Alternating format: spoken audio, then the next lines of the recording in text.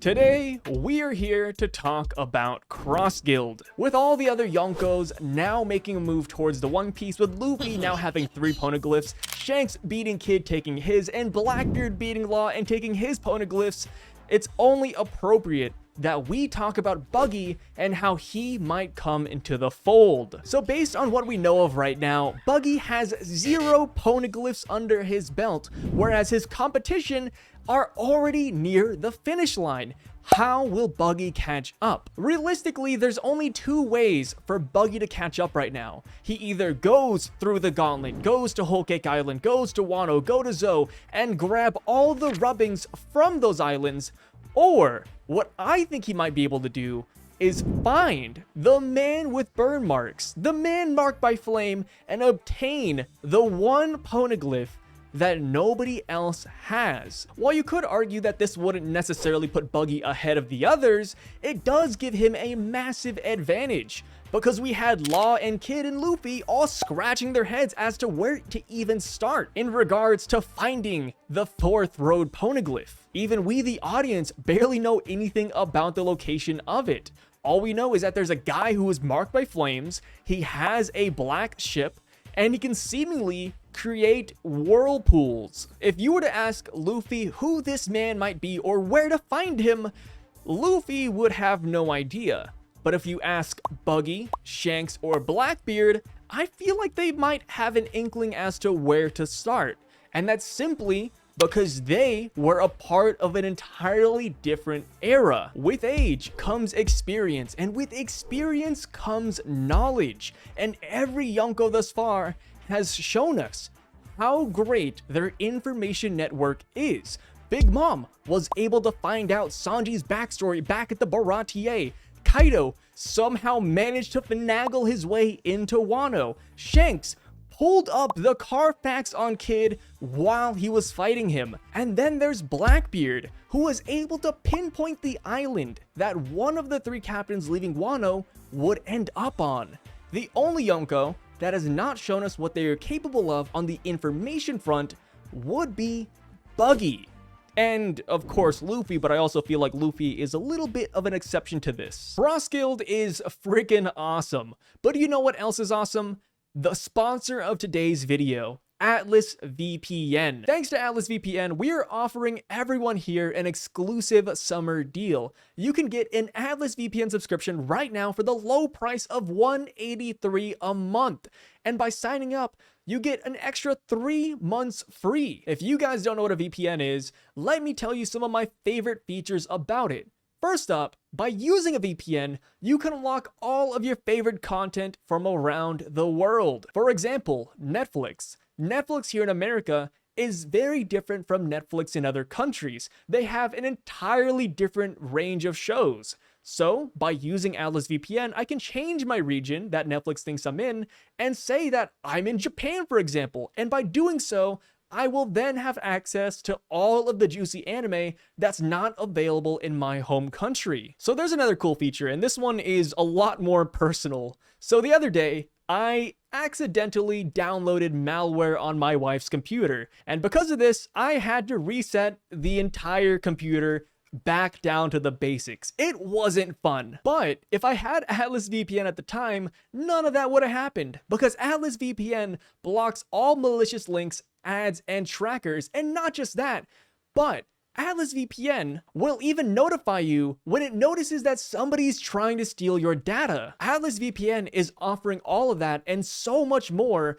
for the low price of $183 a month. And by signing up, like I said earlier, you get an extra 3 months free. And not to mention, there's even a 30-day money-back guarantee. So what are you waiting for? Hurry up and grab AtlasVPN's exclusive summer deal by clicking the link down below. But yeah, Buggy, he needs to show us what he is truly capable of now that he's a Yonko. And of course, you could make the argument that he is not a true Yonko because he doesn't have the strength to back it up.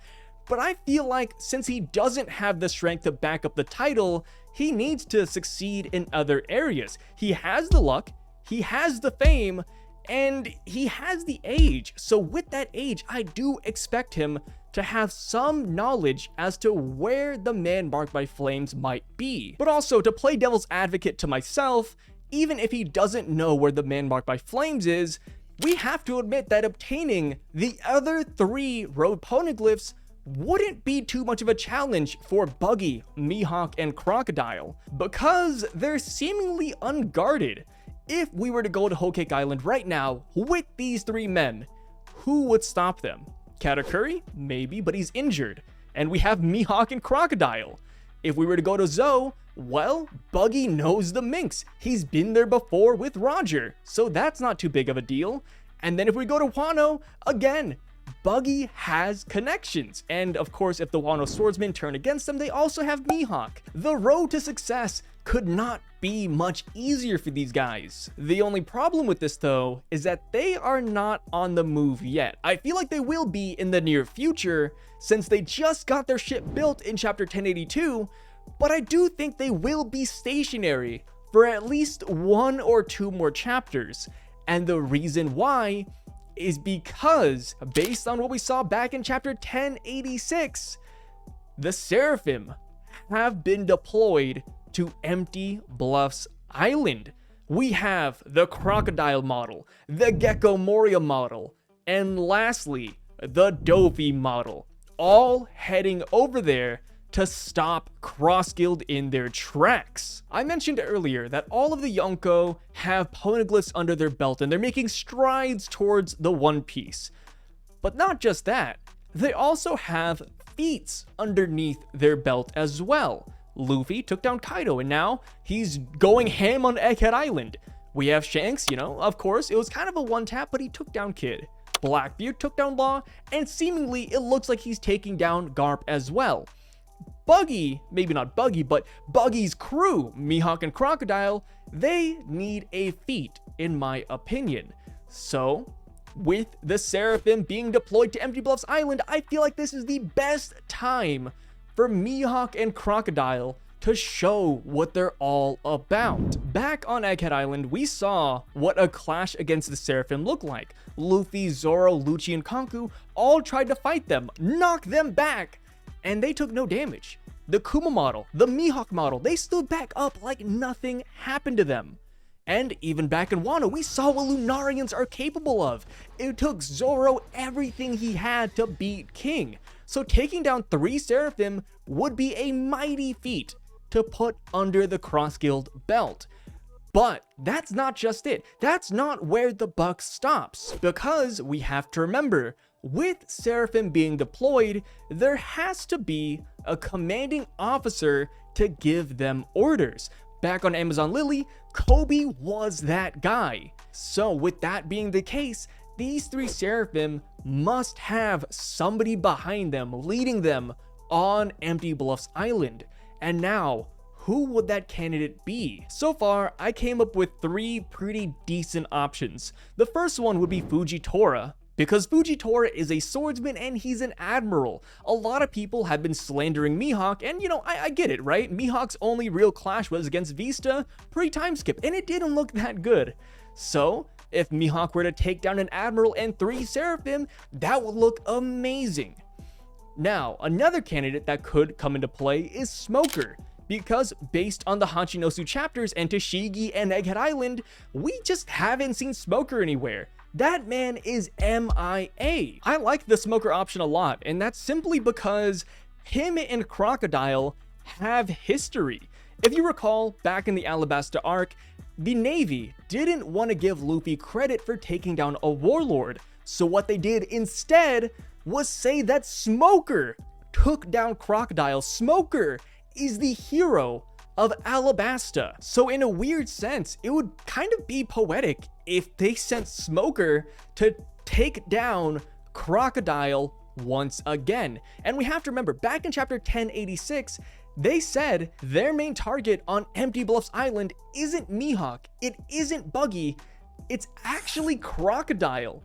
Crocodile being on the move is what triggered the Seraphim to be deployed. So it just makes sense that Smoker is sent along with them. And lastly, my final candidate as to who might be deployed would be Sengoku and maybe even Suru as well. Because back in chapter 1082, they were the ones who first brought up the idea of taking the fight to Cross Guild because of their marine bounty system. I talked about how poetic it would be if Smoker fought Crocodile again, but I also think it would kind of be poetic if all of the older generation, like Sengoku Suru and then Garp on Hachinosu, all fell at the same time at the hands of the Yonko. An honorable mention I do want to throw out there would be Admiral Green Bull, but that's simply because his showing in Wano wasn't exactly the best for him, right? We saw him in Wano, he got fended off by Momonosuke and the Scabbards,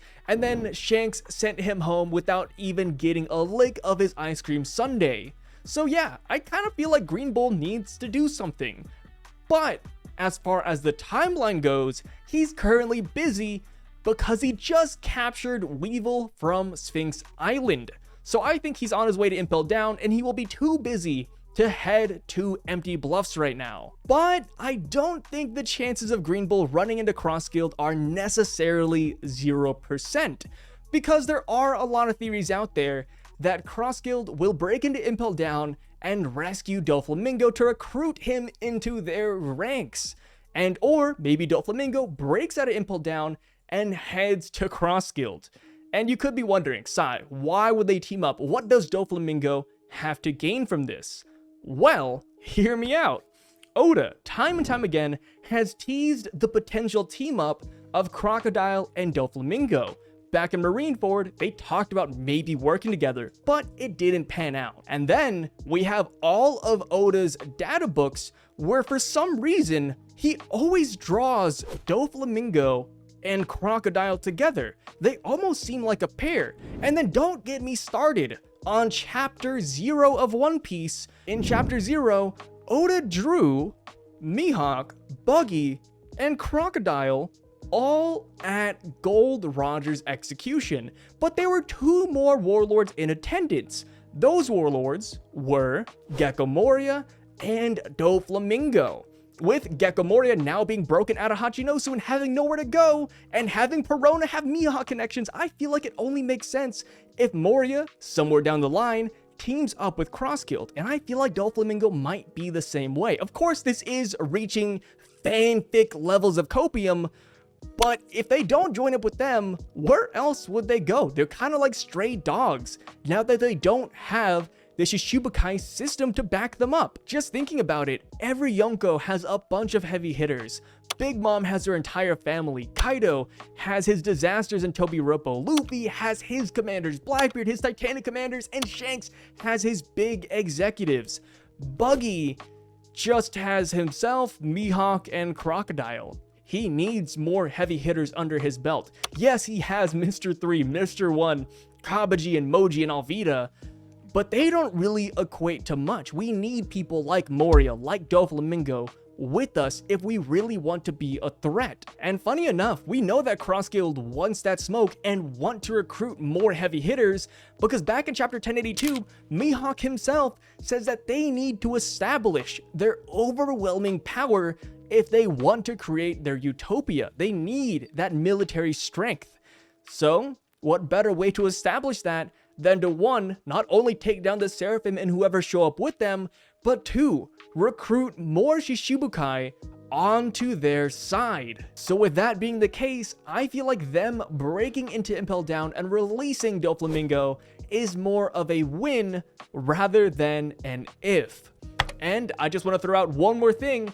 But when they break into Impel Down and free Doflamingo, not only do they get him, but they get all of the prisoners, and maybe even Weevil as well, since Ryokugyu is pretty much taking him to Impel Down as we speak. There is just so much to gain from Impel Down, it is insane. And we also have to remember that Impel Down is kind of where the Buggy Pirates got their notoriety from. Yes, Buggy had the infamy beforehand, but it's only after Buggy broke out of Impel Down that he was established as a warlord, as a threat.